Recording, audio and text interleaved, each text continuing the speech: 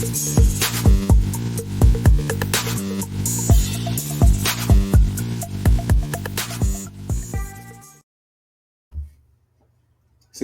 sorry, that's what happens, theme songs and everything, so you gotta jam out to your own theme songs every now and then, you know what I'm saying? But hey everybody, welcome. It's your boy Scoot Gacy, and I wanna welcome everybody. Because everyone is included in this quick tag of NXT 2.0 from Tuesday night. I will take you through this journey and we can do this together. But yeah, NXT 2.0 Tuesday night or last night, depending on when you watch it. It wasn't a bad show considering what last week was with the whole send off of Johnny and Kyle. It wasn't a bad show. You could definitely see where they're trying to go, maybe throwing some things, hoping it sticks, seeing if it sticks. But you know what? Let's go through it. Show opens up, of course, with a recap of what happened last week, but mainly it opens up Cameron Grimes, Duke Hudson, no holds barred. Once again, I've been saying it that NXT is diet WWE or WWE light. Yeah, granted, I understand it's under the same umbrella, but NXT at one point was doing their own thing.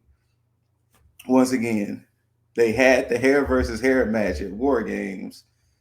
2 weeks later, they have a no holds barred. The match wasn't bad. It was, the typical no holds barred street fight match where weapons was going to get involved some spots. One spot did get a little messed up, and that was when Hudson powerbombed Grimes through the poker table, and the ref was like, "I can't make the count because technically he wasn't, his shoulders weren't technically down, but Hudson wasn't supposed to win at that point." It was a nice little finish. How Grimes won. He got Hudson in the chair, and then he hit the cave in the chair. He didn't fully get all of it, but the way it looked, it worked out. Grimes won, and then he pulled as Wade Barrett shouted out, he pulled Grimes' hair off. Sorry, he pulled Hudson's hair off.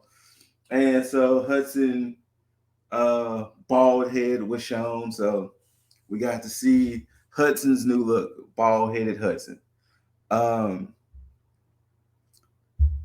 Next, we get Grayson Waller, or as I dubbed him, Waller the Pariah. Of course, he comes out there to a chorus of boos. Of course, nobody was cheering for the guy. And to be honest with you, I don't know how many was really cheering before. Sorry. But yeah, of course, chorus of boos. People's not happy of what he did to Johnny Wrestling last week. He even re-showed it again to remind the people if they forgot. Then he started saying that, some of the tweets he posted, like about what Wade Barrett had said. He started going at Vic Joseph, especially with Vic Joseph being Johnny's best friend and all. So he started going at them. He started talking about how he don't need anybody. He don't need friends. He don't need all of this. As long as he's him, he'll be okay. He will be A-okay, A-okay, all right, all of the above. Now, go ahead and just weave it a little more throughout the show. As he's walking backstage, nobody wants to talk to him. Nobody wants to interact with him. Except for Tiffany Stratton, which you only see her from behind. But Io Shirai reams him out, and he was like, "Oh, I think she likes me." Then he tries to go into the locker room with Braun Breaker and everything, and Breaker was like, "Nah, fam, you guys be up out of here." And then he was like, "Well, fine, superstars get their own locker rooms anyway." Then eventually LA Knight pulls up, and LA Knight was like, "Hey, I'm looking for Grayson, so if you see him, let him know I'm looking for him." Then it cuts to the scene later, like I said, towards the end of the night. Grayson is in Knight's car, and you see that it's Stratton in there, but you still don't see her face because they still hadn't technically debuted her yet. And then he was like, "Yeah, if y'all like the views and everything, why don't you tell Knight about the views I'm gonna get?" And he drives off in Knight's car while Knight is on the ground as he beat him up. And of course, my mind is like, that's grand theft and assault. But hey, wrestling.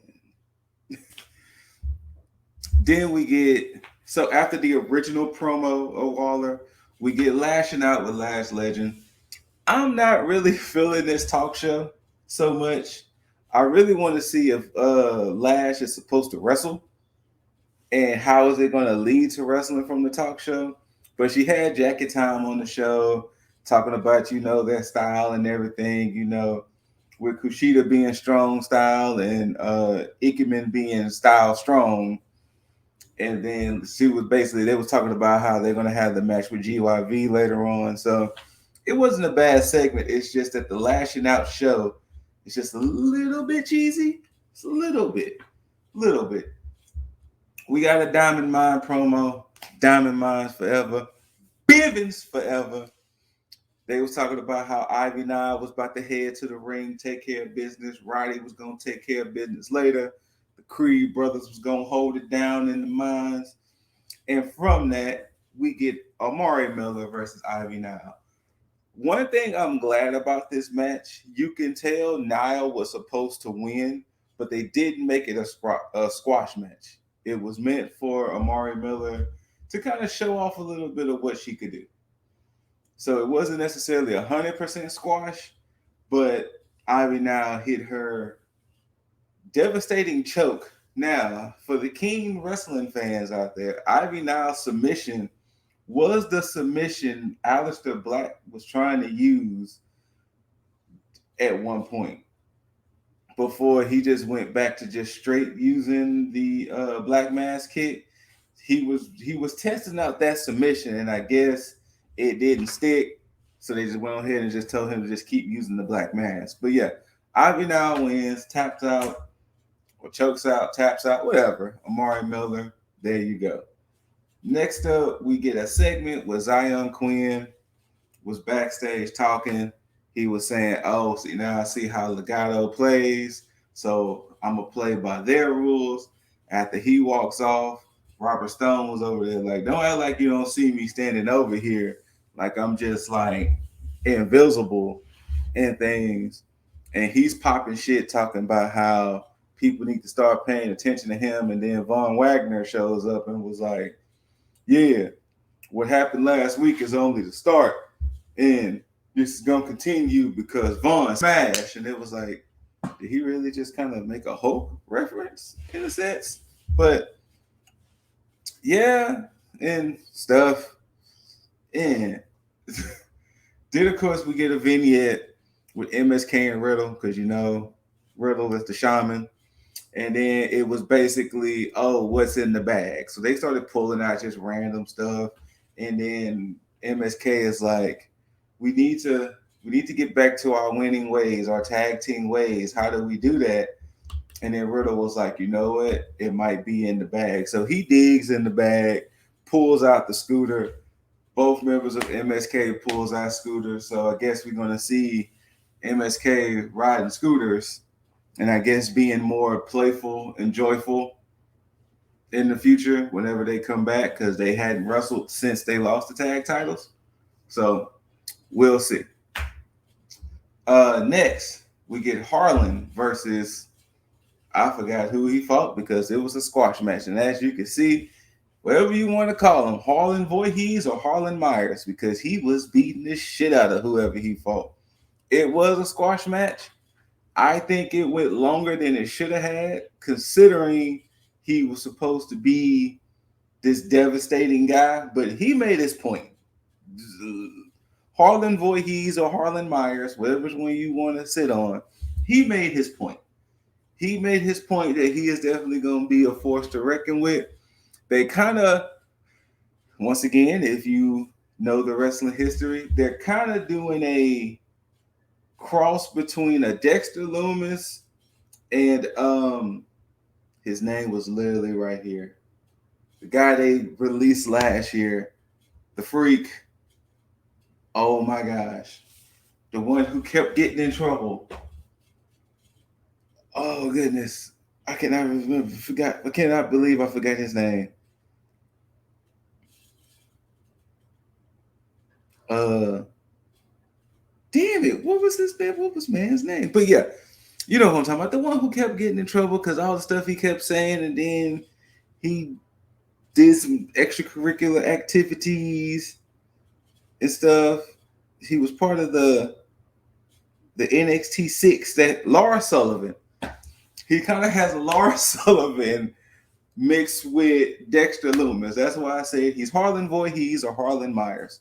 Well, which one you want to call him. Then he wasn't satisfied at the win. I guess his bloodlust wasn't satisfied. So he starts to beat the shit out of the dude again in the ring. And then all of the people, trainers and everything, get him off the guy. And then they show a segment backstage where they was walking downstairs, and Brian Kendrick, who has transitioned to trainer, he was in, and then in his face, like, you can't be doing all of that stuff. Then he proceeds to grab Brian Kendrick, throw him down the stairs. That is attempted murder, sir. But once again, wrestling. Next, before we get to the match, little interview backstage with Cora J. Then Dakota interrupts, talking about how, she does this. She gets into your head. She tries to be your friend. Who knows? Y'all might form a tag team. Who knows? Y'all might be tag team champions. And then, boom. Of course, she's referring to Raquel. And then Cora was like, look here, Mom. I don't need your advice. I got this. Led to a match between them. All in all, the whole shoulder thing came up again and whatnot. Cora, I want to say Cora won. Yeah, she won with a roll up. Then after that, Dakota tried to, use the shovel. And then Raquel came out. So Raquel and Dakota fights, away. Then Toxic Attraction. Well, Mandy, sorry, let me rewind. Mandy was on commentary. Gigi, or Cheek Cheek, as Lip passionately named her, Cheek Cheek and JC come to the ring, and then it led to Mandy beating up Cora J. And then after the commercial break, they show Raquel and Dakota. They just all in the parking lot, just going at it. They just scrapping. It led to Raquel saying, I loved you at one point. We were best friends, but we're going to finish this how it all started. So next week, street fight. Next, we get Tony D versus Andre Chase. I don't know what they're going to ultimately do with Andre Chase, but is the man's going to ever really win a match? But Tony D gets a victory over Chase. After that, he started talking about Petey Poppins, or Pete Dunne, as he affectionately nicknamed him. And Dunne comes out. They get into it. It led to Dunne doing the finger snap on D'Angelo, and then to where he had the little case where he had his mouth guard in. Dunne gets to it, stomps it, takes his mouth guard out. They announced that there's going to be a match next week, so we finally get to see Tony D and Petey Poppins. Next, we get Boa versus Idris Enofe. As you've been seeing, Boa has been, before Mei Ying magically disappeared, she kind of infused him with this power, and he's been trying to control it and deal with it. So, Boa becomes Super Boa, or Boa Constrictor, or Rocky Balboa. Sorry with the puns. But yeah, he gets the win over Enofe, and now is just trying to deal with his power that he's been given, and Super Bowl. Boa 2.0. Okay, I'll stop now. Then we get Jacket Time versus GYV.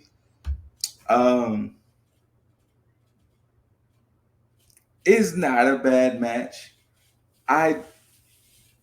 It's weird that now Kushida's in a tag team, considering he was just a singles wrestler. Now he's a tag team wrestler. And if you've been watching what they've been doing with GYV as of late, it hasn't really been the best either.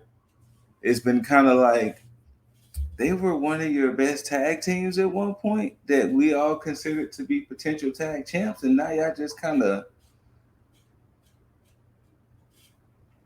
you know. But Jacket Time gets the W over GYV. Thanks to the distraction from the Creed brothers. So it seems like it's going to be kind of a Creed brothers, Jacket Time, GYV situation.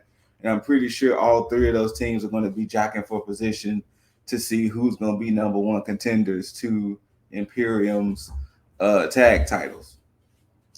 Lastly, we get Cruiserweight champ Roderick Strong versus Braun Breaker, or LeBron Breaker, as Bivens so affectionately call him.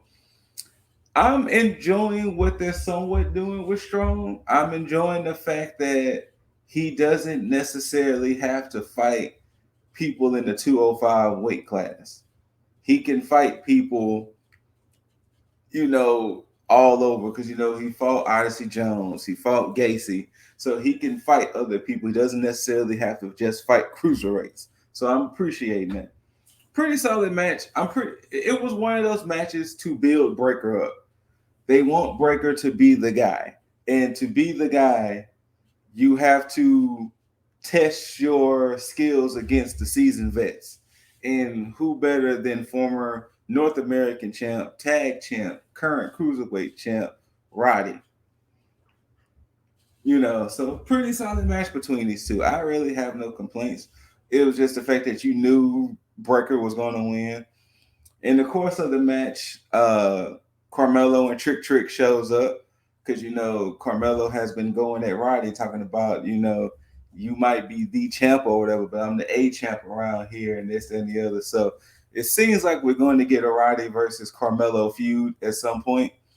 But ultimately, it led to LeBron Breaker. Thank you, Bivens, for that.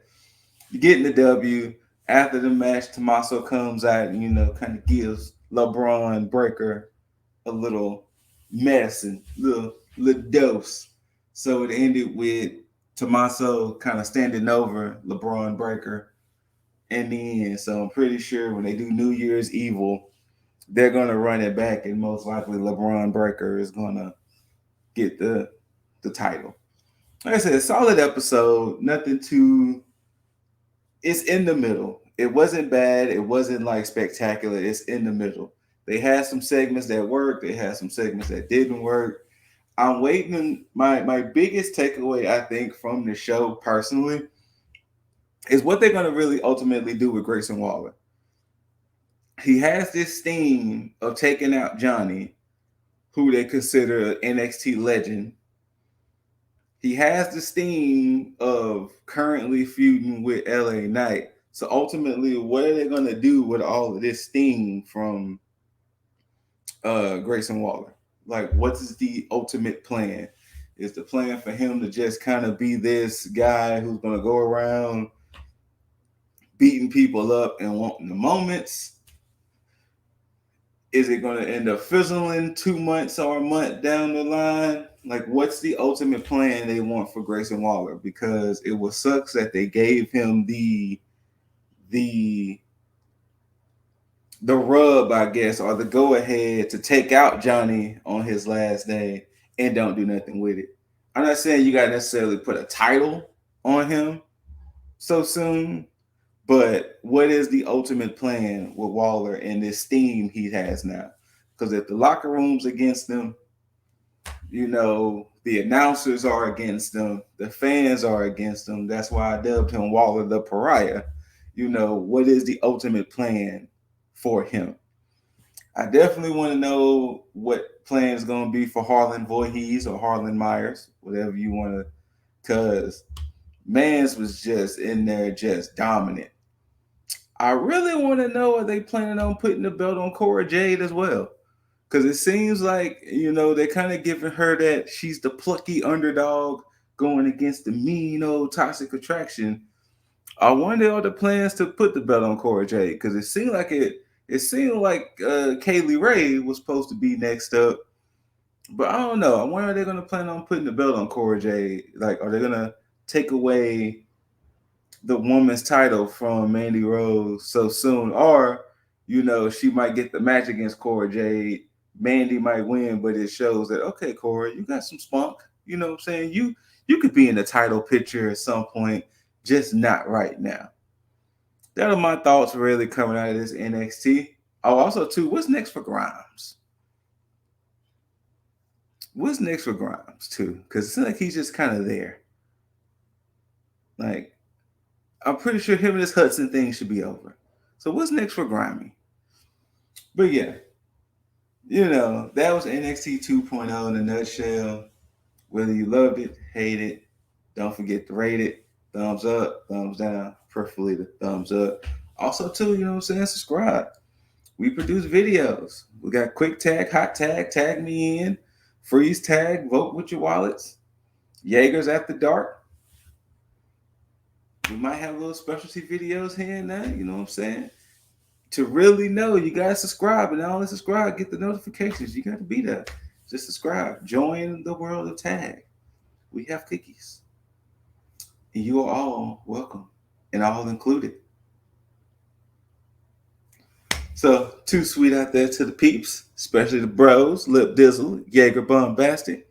We should see y'all again sometime this week where we should be doing Tag Me In to discuss wrestling as a whole. Anything else? Anything else? No, that should be it. Thank y'all again for watching. Thank y'all again for tuning in. Until next time, tag out. Peace, everybody.